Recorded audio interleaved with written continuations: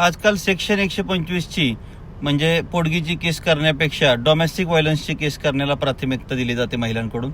Right आहे, परंतु domestic व्हायलन्सची Kesla उत्तर म्हणून पतीकडून मात्र नांदवायला तयार असल्याची भाषा केली जाते. मित्रांनो, त्यांनी मानसिकता बदललेली आहे, कायदा बदललेला आहे. डोमेस्टिक व्हायलन्सच्या केसमध्ये तुम्ही छळ केला असं तिचं म्हणणं आहे, नांदवायला घेऊन जाता नाही असं तिचं म्हणणं नाही, किंवा तसा तिचा डिफेन्स किंवा आरोप नाही. मग त्यामध्ये तुम्ही जर ती म्हटला की मी नांदवायला घेऊन जायला तयार आहे, तर तुम्हाला त्याचा काहीही फायदा होणार नाही.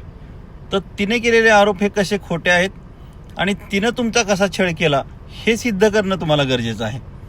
परंतु ते सिद्ध करणं राहिलं साईडला आणि तुम्ही प्रत्येक वेळेस नांदवायला तयार आहे, मी नांदवायला तयार आहे, तीच नांदली नाही, या गोष्टी मांडत बसताय आणि त्यामुळे तुम्हाला या केसेसमध्ये अपयश येतंय.